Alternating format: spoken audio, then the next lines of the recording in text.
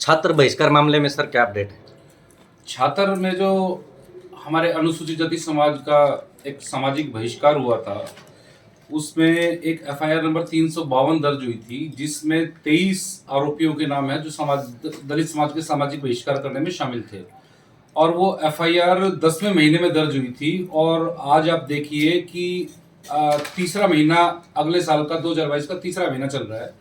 इस मामले में पुलिस ने 5 महीनों में ना तो कोई गिरफ्तारी की है, ना ही किसी आरोपियों को शामिल तफ्तीश किया है।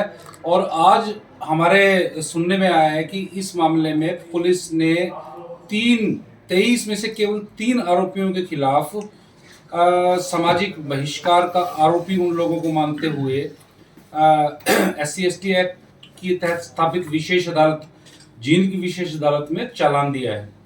मैं जो आपके व्यूअर्स हैं, जो इस चैनल के सुनने वाले हैं, मैं उनको बता देना चाहता हूं कि SC/ST एक्ट जो है, SC/ST एक्ट एक स्पेशल एक्ट है और इसमें जो शामिल अपराध हैं वो कॉग्निजेबल ऑफेंस है, संज्ञेय अपराध हैं और गैर जमानती हैं।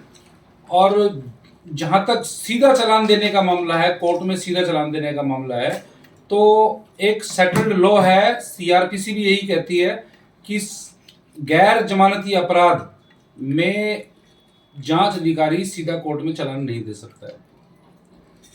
जो पैटी ऑफेंसेस होते हैं, जिनमें 2 साल या 2 साल से कम की सजा होती है, उनमें जो पुलिस अधिकारी है या जांच अधिकारी है वो सीधा कोर्ट में चालान दे सकते हैं, जिनको पैटी ऑफेंसेस कहा जाता है या फिर हल्के अपराध कहा जा सकता है। लेकिन ये स्पेशल एक्ट का अपराध है, SC/ST एक्ट का अपराध है, गंभीर अपराध है, एक पूरे समाज का सोशल बॉयकॉट किया गया है। और उस मामले में पुलिस ने सीधा चालान देके सीधा जो भारत के संविधान द्वारा एस्टेब्लिश कानून है, CRPC है, IPC है, उसके तहत एक तरह से जांच अधिकारी जो है इस मामले में वो अपराधी इस मामले में बनते हैं। तो इस मामले में मैं आपको बता देना चाहता हूं कि 23 आरोपियों के खिलाफ बड़े गंभीर अपराध हैं।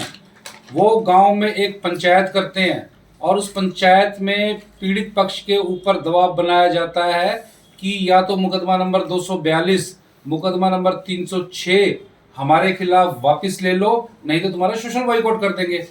और जब वो पंचायत हो रही होती है तब उस पंचायत में कुछ अनुसूचित जाति समाज के गवाह भी वहां पे खड़े होते हैं, उनके सामने ये सारी घटना होती है और उन घटना क्रम में वो सारे के सारे अनुसूचित जाति के जो व्यक्ति वो गवाह हैं। इवन देन पुलिस इस मामले में सारी फैक्ट्स को इग्नोर करके, सारी चीजों को इग्नोर करके और इसमें आज चालान देने का काम किया है, जो बिल्कुल गैर कानूनी तरीका है। और मैं आपको बता दूं कि इस मामले में पुलिस ने इस मामले में आरोपी 3 आरोपियों ने, एक ईश्वर है, एक बलवान है और एक और आरोपी है, 3 आरोपियों ने अग्रिम जमानत की याचिका अपनी दायर की थी SC/ST एक्ट के तहत स्पेशल अदालत जींद में। और उसके बाद पुलिस का रिप्लाई आया था और उस रिप्लाई की कॉपी मेरे पास है। मैं पीड़ित पक्ष का अधिवक्ता हूं और उसकी कॉपी मेरे पास है और उस कॉपी में पुलिस ने माना है कि दलित समाज का छात्र में सामाजिक बहिष्कार हुआ है।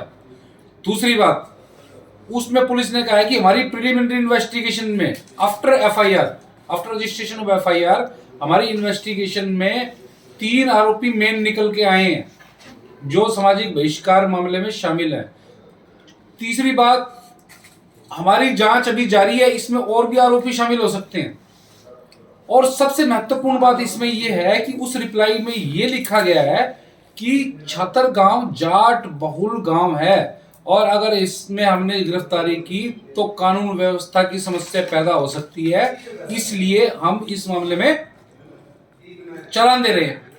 ये एक बहुत गंभीर मामला है कि पुलिस एक जाति विशेष के आतंक से तंग आकर गैर कानूनी तरीके से आउट ऑफ वे जाकर कोर्ट में बिना गिरफ्तारी के चालान दे रही है। ये हमको पहली बार सुनने में आया। मेरी 20 साल की वकालत की प्रैक्टिस है और मेरे को पहली बार सुनने में आया है कि बिना गिरफ्तारी के कॉग्निजेबल ऑफेंस में, नॉन बेलेबल अपराध में, स्पेशल एक्ट के अपराध में पुलिस सीधा कोर्ट में चालान दे रही है। इसमें जांच अधिकारी दोषी है, उस जिले का SP दोषी है और उस थाने का इंचार्ज दोषी है। इस मामले में बहुत डिटेल्ड और हाई लेवल इंक्वायरी होनी चाहिए कि ये सारा का सारा जो पुलिस के ऊपर इतना प्रेशर है और इन लोगों का इतना दबाव है, इसके पीछे कौन लोग जिम्मेदार हैं। किस तरह से एक दलित समाज के मामले को, जिनमें उनका सामाजिक बहिष्कार किया गया है, उस मामले को दबाने की कोशिश की जा रही है, उस मामले में समझौता कराने की कोशिश की जा रही है और उस मामले में आरोपियों को बचाने की कोशिश की जा रही है। तो इस मामले में मैं जो पीड़ित पक्ष की तरफ से मैं स्टेटमेंट देना चाहता हूं, इस मामले में हम लोग पुलिस की कार्रवाई से बिल्कुल संतुष्ट नहीं है। पुलिस आरोपियों के पक्ष में काम कर रही है और पुलिस ने खुद ये बात लिख कर दी है कि हम दबाव में हैं। तो कुल मिला के बात यह है, हरियाणा में पुलिस दलित अत्याचार के मामलों में बिल्कुल भी कानून को मानने से इनकार कर रही है और अत्याचारी ग्रुप के प्रेशर में है और ये बिल्कुल अगेंस्ट द लॉ है।